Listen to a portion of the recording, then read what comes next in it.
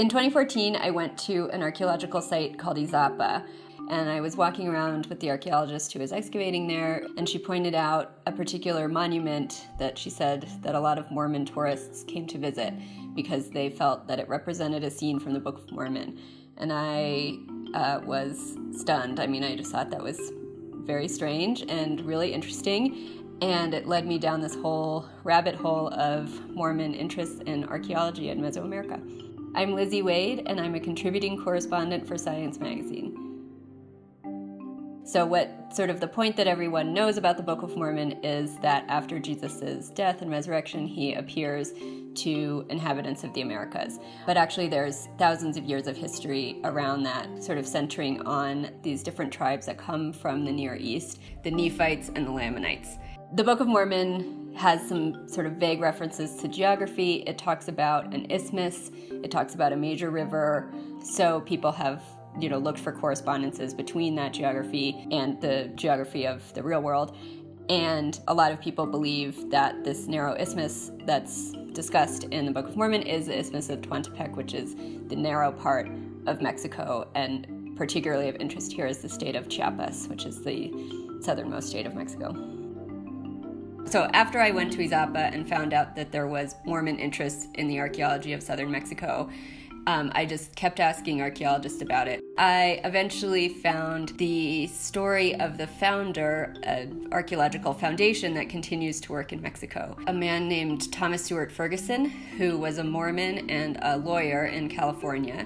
He never trained in archaeology, but when he was an undergraduate student at UC Berkeley in the 30s, he became really interested in Mesoamerica and how it related to the Book of Mormon. And he particularly became interested in testing some ideas about where the Book of Mormon took place.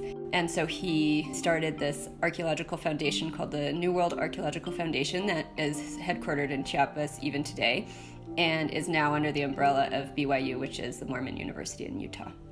So Ferguson, went down to Mesoamerica several times to sort of look for these artifacts. Throughout the 50s, he was very optimistic that proof of the Book of Mormon was about to be discovered literally any day. That never happened. It didn't happen during his life, and it hasn't happened since. And, he sort of gradually grew a little disillusioned, it seems like, from his letters, which I read in archives in Utah. Really what the moment of true shift for him was when these Egyptian papyri that Joseph Smith had translated into a scripture called the Book of Abraham were rediscovered at the Met in New York when he hired Egyptologists to translate these texts without telling them anything about what he was hoping to hear back from them. They'd said, these are authentic ancient Egyptian texts, but they're from the Book of the Dead, which is basically the most common text in that culture. It's in all the graves. So from that, Ferguson, his faith seems to have immediately disappeared. It was totally undermined by this discovery.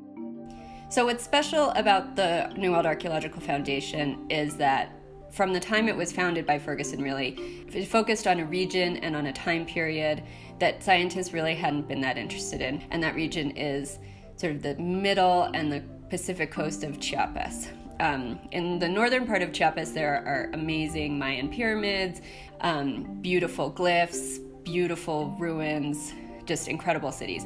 But in the center and sort of the southern coast of Chiapas, you don't really get that. This region was particularly important right after 2000 BC. This time period, which is called the formative period, it's right when people start settling down in villages after being hunter-gatherers.